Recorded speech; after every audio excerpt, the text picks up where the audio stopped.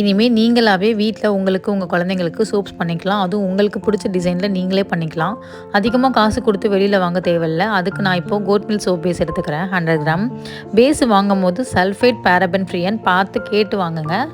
பேஸை நல்லா குட்டி குட்டியாக கட் பண்ணிக்கணும். உங்களுக்கு இந்த மாதிரி நிறைய ஃப்ளேவர் சோப்ஸ் பண்ணணும், ஸ்மால் பிஸ்னஸ் ஆரம்பிக்கணும்னு ஆசை இருந்துச்சு அப்படின்னா கமெண்ட்டில் டீட்டெயில்ஸ்னு சொல்லுங்கள். நான் டீட்டெயில் ஷேர் பண்ணுறேன்.